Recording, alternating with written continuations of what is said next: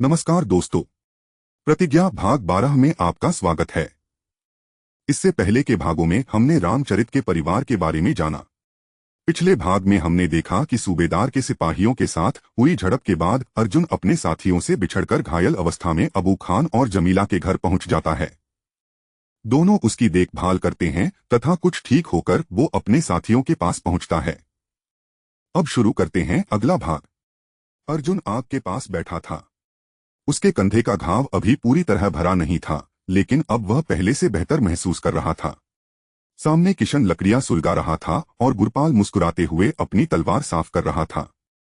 कौशल्या थोड़ी दूर बैठी भोजन बना रही थी। जंगल की ठंडी हवा में धुएं की हल्की महक घुली हुई थी। कुछ देर चुप रहने के बाद अर्जुन बोला, मुझे अबू और जमीला को सब सच बता देना चाहिए था वापस आने से पहले। उसकी आवाज में पछतावा था। किशन चुप रहा। उसने केवल आग में लकड़ी डाल दी। अर्जुन धीरे धीरे बोलता गया, वे बहुत अच्छे लोग थे। उन्होंने मेरी जान बचाई, मुझे खाना दिया, दवाइयां दी, यहां तक कि अपने बेटे के कपड़े और जूतियां तक दे दी। गुरपाल मुस्कुराया, हाँ, दवा तो सच में असरदार थी। देख तो सही तेरे घाव कितनी जल्दी भर रहे हैं। अगली बार हम घायल हुए तो उसी हकीम के पास जाएंगे। अर्जुन भी हल्का सा मुस्कुराया, लेकिन उसकी आंखों में चिंता अब भी थी। उनका बेटा सिपाही है, उसने कहा। हाँ, किशन बोला, जानता हूं, पुल पर तैनात है। यह सुनते ही कौशल्या ने चौंककर उनकी ओर देखा। क्या, उसने हाथ रोकते हुए पूछा, अगर ऐसा है तो अच्छा हुआ कि मैं समय रहते वहां से लौट आई। अगर उसने अर्जुन को देख लिया होता तो मुसीबत खड़ी हो जाती। कुछ पल के लिए चारों तरफ सन्नाटा छा गया। केवल जलती लकड़ियों की आवाज सुनाई दे रही थी। 2 दिन बाद सुबह का समय था। जंगल के रास्ते से एक अधेड़ उम्र का आदमी धीरे धीरे चलता हुआ उनके ठिकाने की ओर आया। उसके कंधे पर दूध का मटका लटका था। अर्जुन ने उसे पहले कभी नहीं देखा था। यह कर्मा है, किशन ने बताया, चरवाहा है। गांव गांव घूमता है, दूध बेचता है और हमारे लिए खबरें भी लाता है। कर्मा ने पास आते ही गुरपाल को नमस्कार किया। कैसे हो कर्मा जी, गुरपाल ने पूछा। बस भगवान की दया है, कर्मा बोला। फिर किशन की ओर मुड़कर बोला, तुमने कहा था ना अबू खान की खबर लाने को, वही लेकर आया हूं। अर्जुन तुरंत उठ बैठा। अबू बाबा की खबर, जल्दी बताओ। कर्मा का चेहरा गंभीर हो गया। आज सुबह मैंने उनके घर 4 घुड़सवार जाते देखे। ज्यादा देर नहीं रुके। थोड़ी ही देर बाद अबू खान को अपने साथ ले गए। कौन थे वो, किशन ने तुरंत पूछा। लगते तो सिपाही थे, कर्मा बोला, पर यकीन से नहीं कह सकता। वर्दी में नहीं थे, सादे कपड़ों में थे। गुरपाल ने भौहें सिकोड़ लीं। सादे कपड़ों में क्यों? किशन कड़वाहट से हंसा। अब यही तरीका है उनका। बिना वर्दी घूमते हैं ताकि कोई पहचान न सके। कोई भी कांड कर देते हैं। नाम बागियों का यानी हमारा लगा देते हैं, फिर अपनी मनगढ़ंत कहानियां बना देते हैं। कर्मा ने धीमे स्वर में कहा, गांव में अफवाह फैल रही है कि अबू खान को बागी उठा ले गए। क्या? गुरपाल हैरानी से बोला, उनका अबू खान से क्या काम? कर्मा का हर शब्द अर्जुन के दिल पर चोट कर रहा था। उसकी आंखों के सामने अबू का मुस्कुराता चेहरा घूम गया, वही इंसान जिसने उसे मौत से बचाया था। अर्जुन ने मुट्ठियां भींच ली। यह सब मेरी वजह से हो रहा है। वह अचानक उठा, अपनी तलवार पकड़ ली और बोला, मैं अभी जाता हूं, अबू बाबा को छुड़ाकर लाऊंगा। नहीं, किशन ने तुरंत कहा, खतरा होगा। अर्जुन ने हैरानी से उसकी ओर देखा। क्यों वीरे, तुम कब से खतरे से डरने लगे? किशन ने गंभीर स्वर में कहा, खतरा तुम्हारे लिए नहीं, अबू खान के लिए होगा। अगर तुम वहां गए तो सबको यकीन हो जाएगा कि उनका रिश्ता बागियों से था। गुरपाल बेचैन होकर बोला, तो फिर क्या करें? हम उन्हें इस हालत में छोड़ नहीं सकते। किशन कुछ देर सोचता रहा, फिर बोला, अगर उनका बेटा यहां होता तो शायद यह सब नहीं होता। उसे खबर पहुंचानी होगी। फिर उसने कर्मा से कहा, कर्मा जी तुरंत मंसूर तक खबर पहुंचाओ। और कौशल्या ताई, तुम गांव पर नजर रखो। 4 दिन बाद मंसूर को खबर मिली कि उसके अब्बू को बागी उठा ले गए हैं। वह तुरंत अपने अधिकारी से अनुमति लेकर गांव की ओर निकल पड़ा। गांव के बाहर तालाब के पास उसे भीड़ दिखाई दी। क्या हुआ, उसने एक आदमी से पूछा। लगता है कोई डूब गया है, वो आदमी बोला। उधर जंगल में अर्जुन बेचैन बैठा था। हर पल उसकी चिंता बढ़ रही थी। फिक्र मत कर, गुरपाल ने कहा, कोई न कोई खबर जरूर आएगी। तभी तेज कदमों की आवाज आई। कौशल्या आ रही थी। उसके चेहरे पर डर साफ दिखाई दे रहा था। बहुत बुरी खबर है, उसने भारी आवाज में कहा। क्या हुआ, गुरपाल घबराकर बोला। कौशल्या की आंखें भर आईं। उन्होंने अबू खान को मार डाला। यह सुनते ही सब स्तब्ध रह गए। अर्जुन की मुट्ठियां भिंच गईं। उसने गुस्से में पास के पेड़ पर मुक्का दे मारा। कौन थे वो, किशन ने दबी आवाज में पूछा। गांव में कहा जा रहा है कि बागियों ने किया है यह सब, कौशल्या बोली। लोग कह रहे हैं कुछ दिन पहले एक बागी भेष बदलकर उनके घर आया था। अबू खान ने उसे पहचान लिया था। उसी ने उन्हें मरवा दिया। गुरपाल ने अर्जुन की ओर देखा। सुन रहे हो?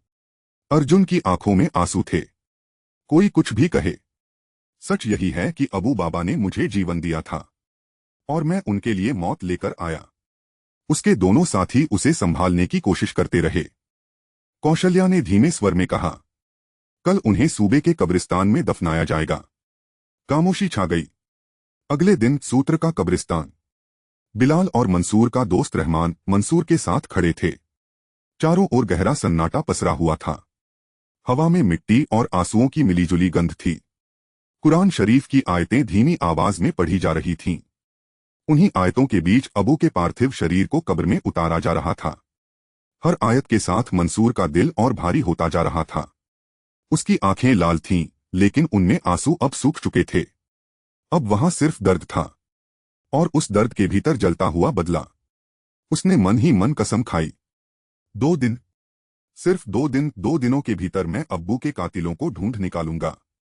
सुबह ही पुल के अधिकारी और मंसूर के साथी उसके घर आए थे।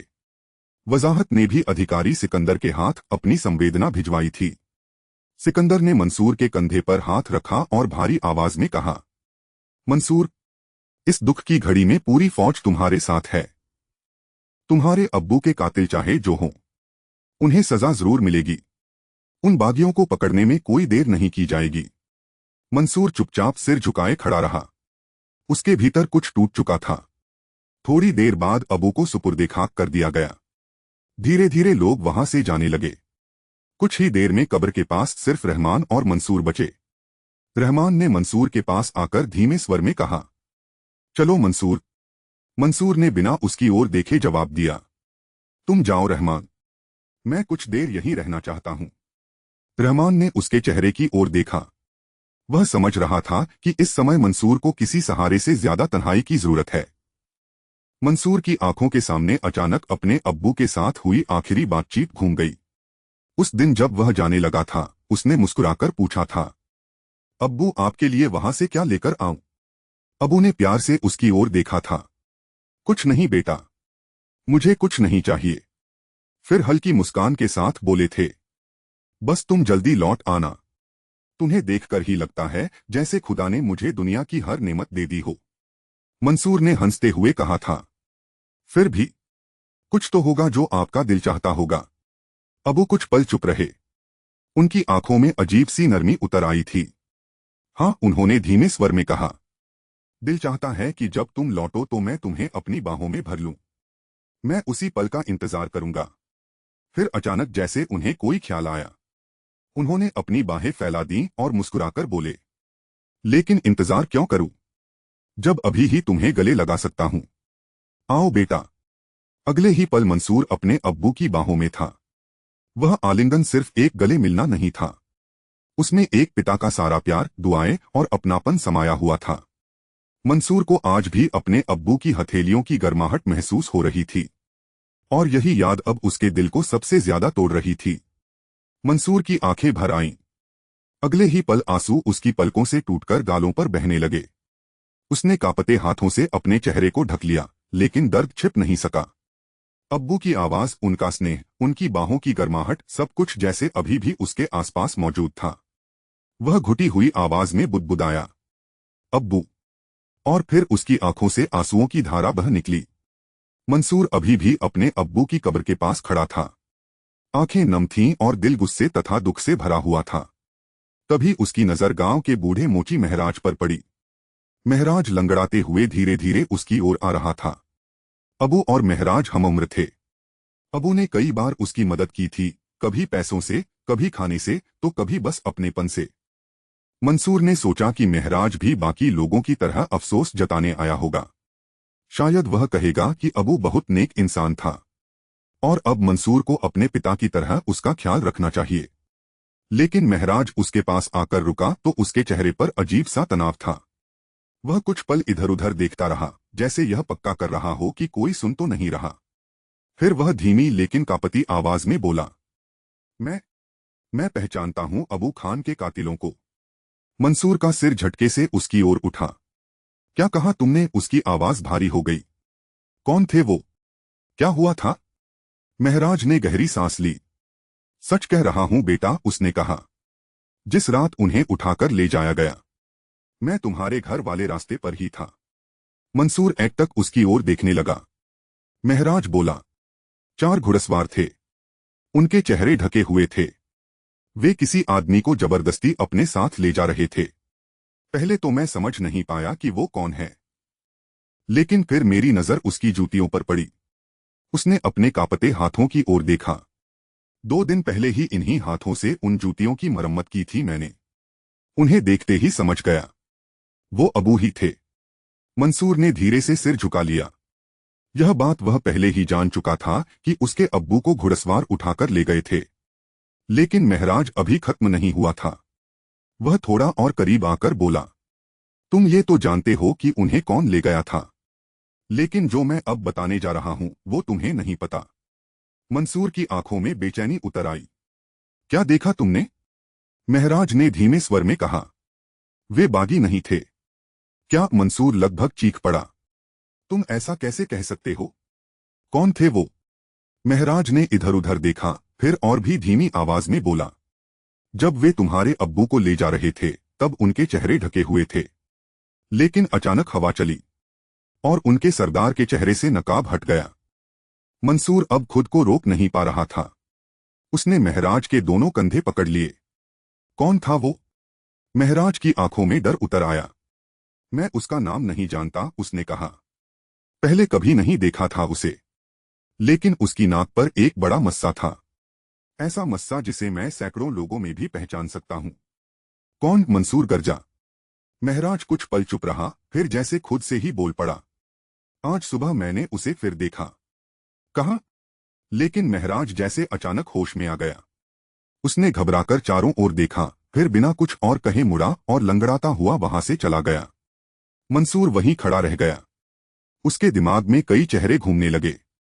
नाक पर मस्सा, आज सुबह, सिकंदर। अचानक उसके भीतर बेचैनी बढ़ गई। जिन लोगों ने मेरे अब्बू को मुझसे छीना है। वह दांत भींचकर बुदबुदाया, उन्हें जीने का कोई हक नहीं। तभी उसे एहसास हुआ कि वह कब्रिस्तान में अकेला नहीं है। उससे कुछ दूरी पर एक आदमी खड़ा था। उसका चेहरा कपड़े से ढका हुआ था। मंसूर सतर्क हो गया। धीरे धीरे वह उसकी ओर बढ़ा। तभी उसकी नजर उस आदमी की जूतियों पर पड़ी। उसे अपनी अम्मी की बात याद आई। हमने उस घायल बागी की देखभाल की थी। उसे तुम्हारा बिस्तर दिया, तुम्हारे बर्तन दिए, यहां तक कि तुम्हारी जूतियां भी। मंसूर की आंखों में आग उतर आई। वह तलवार खींचते हुए गरजा, कौन हो तुम? फिर जैसे सब समझ गया हो, तुम ही हो वो बागी, मेरे अब्बू के कातिल। उसने झपटकर उस नकाबपोश का गला पकड़ लिया। नकाबपोश ने धीरे धीरे अपने चेहरे से कपड़ा हटाया। वह अर्जुन था। अर्जुन की आंखों में दर्द और अपराध बोध साफ दिखाई दे रहा था। वह बोला, तुम सही कहते हो मंसूर, मुझे जीने का कोई हक नहीं। मेरी वजह से अबू की मौत हुई है, तो मुझे मार डालो। मंसूर की आंखों में खून उतर आया। मरोगे तुम? वह गरजा। लेकिन यहां नहीं, यहां खुदा के कई बंदे आराम कर रहे हैं। वह अर्जुन को घसीटते हुए कब्रिस्तान से बाहर ले जाने लगा। अर्जुन ने कोई विरोध नहीं किया। उसके घायल कंधे से फिर खून रिसने लगा, लेकिन उसने परवाह नहीं की। बाहर पहुंचकर मंसूर ने तलवार तान दी। निकालो अपनी तलवार। लेकिन अर्जुन चुपचाप सिर झुकाए खड़ा रहा, जैसे मौत का इंतजार कर रहा हो। तभी अचानक एक आवाज गूंजी, वो तुमसे नहीं लड़ेगा, लेकिन मैं लड़ूंगा। एक पेड़ के पीछे से किशन बाहर आया। मंसूर की आंखें और भड़क उठीं। एक और बागी। उसने तलवार उठाई और अर्जुन पर वार कर दिया, लेकिन किशन ने बीच में आकर वार रोक लिया। दोनों तलवारें टकराईं और चिंगारियां उड़ उठीं। भगवान के लिए रुक जाओ, अर्जुन चिल्लाया। मरने दो मुझे किशन, मैं इसी लायक हूं। किशन ने दांत भींच लिए। मैं किसी निर्दोष का कत्ल नहीं होने दूंगा। निर्दोष? मंसूर क्रोध से कांप उठा।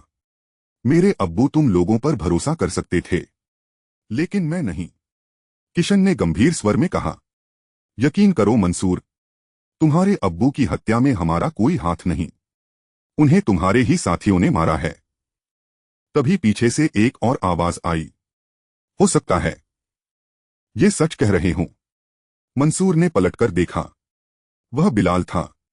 बिलाल धीरे धीरे उनकी ओर बढ़ा और बोला, मैं पूरे यकीन से तो कुछ नहीं कह सकता, लेकिन मुझे पता चला है कि कल किसी को पूछताछ केंद्र लाया गया था, शायद अबू बाबा को। तो दोस्तों, यह था प्रतिज्ञा भाग 12।